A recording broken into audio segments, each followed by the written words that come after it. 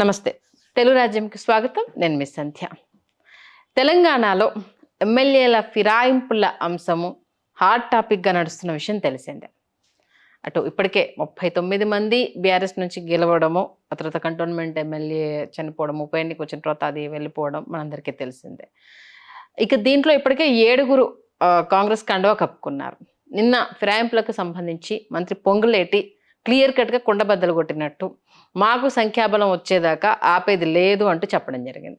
దానికి సంబంధించి మాజీ మంత్రి కేటీఆర్ నిన్న మీరు మేనిఫెస్టోలో పెట్టుకొని రాజ్యాంగం అంటే చూపించుకుంటూ ఇవన్నీ డప్పాలు చెప్పాల్సిన అవసరం లేదు అంటూ కూడా కౌంటర్ ఇవ్వడం జరిగింది.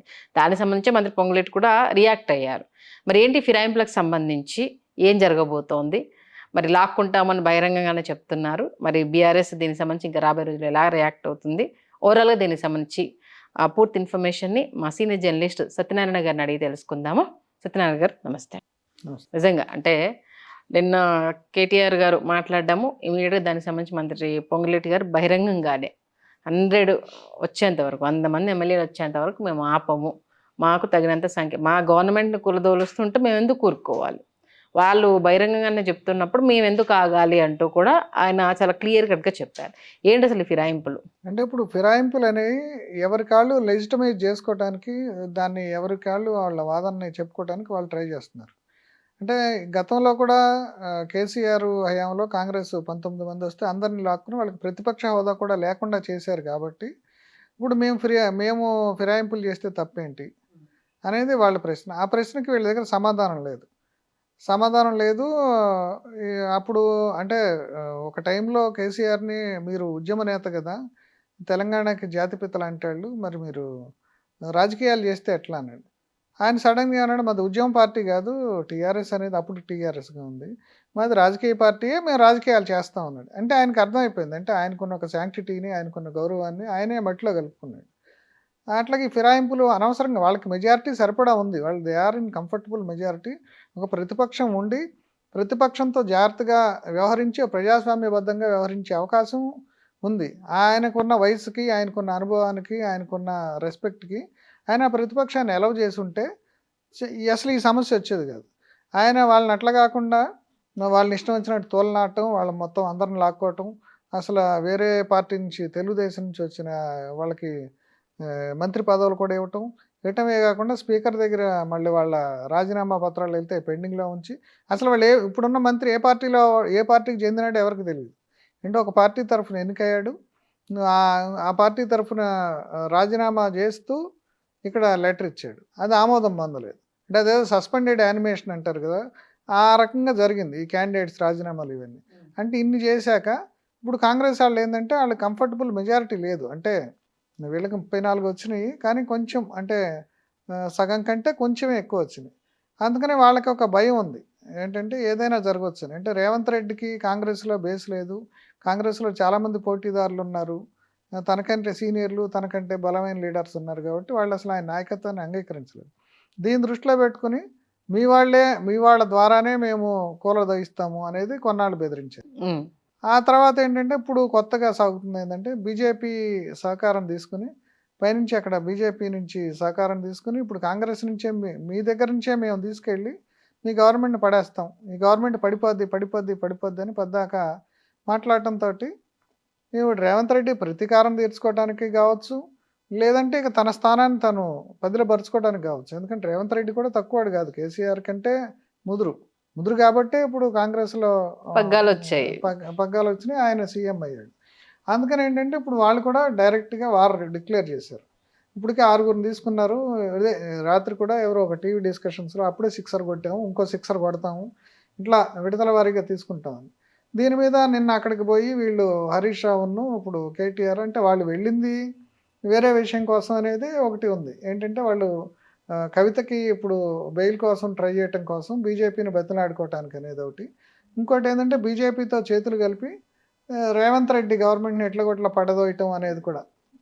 ఈ 2 పనులు అంటే బీజేపీ తోటి మళ్ళీ సంబంధాలు పునరుద్ధరించుకోవటం కోసం వెళ్ళారు. వెళ్ళాం కాబట్టి ఇది ఒక ప్రెస్ మీట్ పెట్టేస్తే అయిపోద్దని చెప్పి దానికోసం ప్రెస్ మీట్ పెట్టారు. పెట్టి ఇక వాళ్ళంతా ఇక నిన్న నీతులు వల్లించటము ఇవన్నీ మాట్లాడారు. అంటే ఈ 10th షెడ్యూల్లో మీరు రేపు వస్తే రాహుల్ గాంధీ ఇట్లా అన్నాడు, అంటే ఎవరైనా సరే పార్టీ మారితే ఇప్పుడు ఏంటంటే 2/3 మెజారిటీ కనుక ఉంటే దాన్ని సపరేట్‌గా లెజిస్లేచర్ పార్టీ మొత్తం విడిపోయినట్టు లెక్కేసుకొని దానికి శాంక్టిఫై అవుతుందన్నమాట. కానీ నిజానికి అది కూడా విచిత్రమైంది. ఎందుకంటే ఓన్లీ ఎమ్మెల్యేలు ఇక్కడ చీలిపోతే అక్కడ పార్టీ పోయినట్టు కాదు. పార్టీ అస్తిత్వం ఉంటుంది. ఉంటుంది. కాకపోతే ఏంటంటే లెజిస్లేచర్ పార్టీ చీలిపోతే దాన్ని మొత్తం ఒక పార్టీ మొత్తం వచ్చేసినట్టు అనేది అక్కడ కూడా వైరుధ్యం ఉంది. ఎందుకంటే పార్టీ అనేది ఒక ఎంటిటీ, ఒక ఆర్గనైజేషన్. దాని తరపున ప్రతిపక్ష హోదా అయితే పోతుంది కదా ప్రతిపక్ష ఆల్మోస్ట్ హోదా ఆల్. హోదా పోవటమే కాదు. అసలు ఇప్పుడు వాళ్ళందరినీ అటువైపు లాక్కుంటే ఇక వీళ్ళే ఎవరైతే అఫీషియల్‌గా ఎన్నికై న్యాయంగా ఉన్నారో వాళ్ళు పనికిమాలినోళ్ళు అవుతారు. అంతే కదా. ఎందుకంటే వాళ్ళకి ఒక పార్టీ ఉండదు, హోదా ఉండదు, ఏముండదు.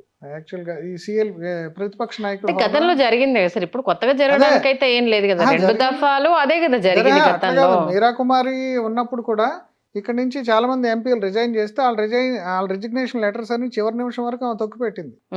కాంగ్రెస్ వాళ్ళు చేశారు. అంటే ఫిరాయింపుల చట్టం స్టార్ట్ చేసిందే వాళ్ళు కదా. రాజీవ్ గాంధీ తీసుకొచ్చాడే గానీ దాంట్లో లొసుకులన్నీ అట్లాగానే ప్రతిసారి కూడా ఆయారాం గయారాం అనేది అట్లా కొనసాగుతూనే ఉంది. ఉమ్. ఇప్పుడు ఏంటంటే నిన్న వీళ్ళు ఇవన్నీ మీ మేనిఫెస్టోలో పెట్టారు.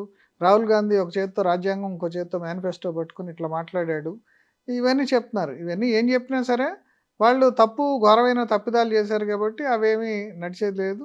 దానికి స్పందించి ఈయన ఇప్పుడు శ్రీనివాసరెడ్డి చెప్పడం ఏంటంటే టాటూ మాకేం సంబంధం లేదు, మీరు మా గవర్నమెంట్ని పడగొట్టడానికి ట్రై చేస్తున్నారు, అందుకనే మాకు ఒక కంఫర్టబుల్ మెజారిటీ, అంటే దాన్ని సంతృప్త స్థాయిలో సంక్షేమ పథకాలు ఇవ్వడం లాగా ఒక శాచురేటెడ్ లెవెల్ వరకు మేము ఫిరాయింపులు చేస్తాం అనేది నిన్న ఆయన ప్రెస్ మీట్లో వాళ్ళకి సమాధానం క్లియర్ గా చెప్పారు. వాళ్ళు మా గవర్నమెంట్ జోలికి రాకపోతే మా నాన్న మేము ఉండేవాళ్ళము. వాళ్ళు ఈవెన్ అంటే కేసీఆర్ గారు కూడా ఇచ్చిన ఒక ఇంటర్వ్యూలో ఖచ్చితంగా మళ్ళీ మా గవర్నమెంట్ ఫామ్ అవుతుంది, నీకు వచ్చి నేనే ఇంటర్వ్యూ ఇస్తానని చెప్పడం కావచ్చు.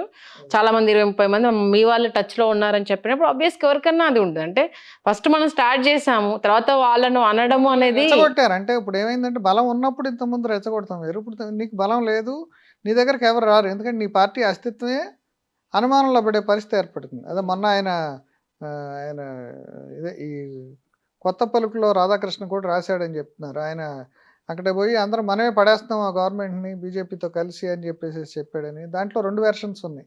అంటే వాళ్ళని బుజ్జగించడానికి, వాళ్ళు ఇటు పారిపోకుండా ఉండటానికి అబద్ధం చెప్పాడా? ఎందుకంటే కేసీఆర్ అబద్ధాలు చెప్తాడు అంటే ఏమాత్రం సంకోచించకుండా అబద్ధాలు చెప్తాడనే ఇప్పుడు చాలా సందర్భాల్లో చూసాం. ఓపెన్గానే చెప్పాడు. అట్లా అబద్ధాలు చెప్పి వాళ్ళని ఆకట్టుకోవటానికి, దగ్గర ఉంచుకోవటానికి చేశాడా?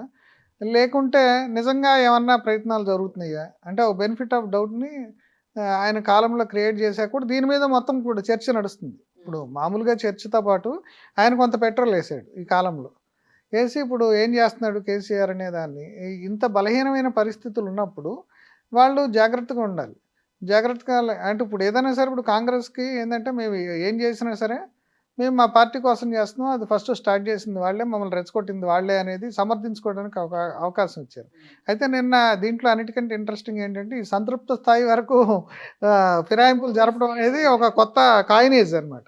ఓకే, అంటే మాకు నెంబర్స్ కావాల్సినంత వరకు మేము చేస్తాము, అదేదో సినిమాలో వాడు 100 మందినైనా తీసుకురా షేర్ ఖాన్ అన్నట్టు ఇప్పుడు మేము 100 మంది వరకైనా లాక్కుంటాం అని చెప్పేసి చెప్తున్నారు. ఏంటి ఇవన్నీ కూడా ఇంకెక్కడికి దారితీస్తాయో. అంటే ఇప్పుడు మోరల్ వాల్యూస్ లేవు, కార్పొరేట్ పాలిటిక్స్ లాగా తయారైనవి, ఎవరికి విలువలు లేవు, చట్టాలు రేపు ఒకవేళ రాహుల్ గాంధీ అనుకుంటున్న మార్పు పెట్టినా దాంట్లో ఇంకో లొసుకు ఎదుగుతారు. ఎందుకు అవి ఇంకంటే జరుగుతూనే ఉంటుంది సార్. దీంట్లో అని అంటే ఇంకా నేతలకు వాళ్ళు ప్రజలు గమనిస్తున్నారన్న ఒక భయం వచ్చేంత వరకు తప్పితే అదర్వైజ్ అయితే మోరల్ వాల్యూస్ పాలిటిక్స్ లో మోరల్ వాల్యూస్ పోయినాయి. ఎత్తుకోవడం కూడా తప్పే సార్ ఇప్పుడున్న పరిస్థితి. వెతుక్కోవటం కదా, ఆ మోరల్ వాల్యూస్ ఉండాలి, మనం మోరల్గా ఉండాలి అనేది వాళ్ళకి బుద్ధి వచ్చే వరకు. ఎందుకంటే మోరల్గా లేకపోవటం వల్ల నష్టం ఉంటుందని. అంటే ఇప్పుడు దాకానేమో మన దొంగ పనులు, వెధవ పనులు చేసి అవినీతి ఇవన్నీ అక్రమాలు చేయటం వల్ల మనకు లాభం జరుగుతుందని ఇప్పుడు దాకా అనుకున్నారు. అది కర్మ రిటర్న్స్ అనేది ఇప్పుడు 2-3 రోజులుగా అనుకుంటున్నాం చాలా సందర్భాల్లో. అట్లా మనకు కూడా తిరిగి వస్తుంది. అంటే మనకి ఈ మతాల మీద, దేవుడి మీద, ఈ కర్మల మీద నమ్మకం ఉన్నా లేకపోయినా సరే ఇప్పుడు కర్మ రిటర్న్ అయింది అనేది వాళ్ళకి అర్థమైంది కాబట్టి ప్రాక్టికల్గా ఇక నుంచైనా ఏ పార్టీ వాళ్ళైనా సరే వాళ్ళు మారల్స్, ఎథిక్స్ పాటించడం వలన ప్రతిపక్షాన్ని గౌరవించడం. అసలు చాలామంది ఇప్పుడు ఆ రాష్ట్రంలోకి ఈ రాష్ట్రంలో అసలు ప్రతిపక్షం వద్దంటున్నారు. ప్రతిపక్షం అంటే ఏంటి? వాళ్ళకి మ్యాండేట్ ఇచ్చారు, నువ్వు అధికార పక్షంలో ఉండడానికి నీకు ఎట్లా మ్యాండేట్ ఇచ్చారో ప్రజలు, ప్రతిపక్షంలో ఉండటానికి నువ్వు వాళ్ళని మ్యాండేట్ ఇచ్చారు. దాన్ని డిస్టర్బ్ చేయటం అంటే అది రకంగా చెప్పాలంటే రాజ్యాంగాన్ని విచ్ఛిన్నం చేయటం, రాజ్యాంగ స్ఫూర్తిని దెబ్బతీయటం. అంటే ఆ రకంగా ఆలోచించాలి తప్ప పొలిటీషియన్స్ కనీసం ఇట్లాంటి ఉదంతాలు జరిగితేయన్నా వాళ్ళ రీథింకింగ్ వస్తుందేమో చూడాలి. ఓకే. మీరు అనుకున్న పరిస్థితి అంటే మ్యాక్సిమం అయితే రాదు సార్ సీరియస్లీ. ఇంకా అట్లా దెబ్బలు కొడుతూ ఉంటే ఏముంది, ఇప్పుడు ఎక్కడో ఉండాల్సిన కేసీఆర్ అధపాతాళానికి వెళ్ళిపోయాడు. ఇప్పుడు ఆయన కొడుక్కో ఆయన కూతురు జైలుకి వెళ్ళే పరిస్థితి వచ్చింది. ఇవన్నీ చూశాక ఎంతో కొంత ధర్మాన్ని, ఇంతకుముందు చెప్పేవాళ్ళు ధర్మం కలియుగంలో ఒంటి కాలు మీద నడుస్తుందని, దాన్ని కనీసం రెండో కాలు మీద లేదా 1.5 కాలు మీద నిలబెట్టకపోతే మనం పచ్చడవుతాం అనేది అర్థమైందిగా. ఓకే. థ్యాంక్ యూ సత్యనారాయణ గారు. అంటే అనర్హతకు సంబంధించి ఎలా గేట్లు ఓపెన్ చేశారు, గతంలో ఏం జరిగిందనే విషయాన్ని చాలా సింపుల్గా అర్థమయ్యేలా చెప్పారు. ధన్యవాదాలు. Thanks. Please do subscribe to Telugu Rajyam channel. Please do subscribe to Telugu Rajyam channel. Please do subscribe to Telugu Rajyam channel. Hi అండి, నేను మీ ఆర్పీని, నెల్లూరు పెద్దారెడ్డి చేపల పులుసు ఓనర్ని. మీరు తెలుగు రాజ్యం అనే ఈ యూట్యూబ్ ఛానల్ సబ్స్క్రైబ్ చేసుకుని మంచి మంచి వీడియోలతో వస్తారు. Thank you so much. Hi people, I'm Sonakshi Verma and you please watch Telugu Rajyam and please subscribe to the channel.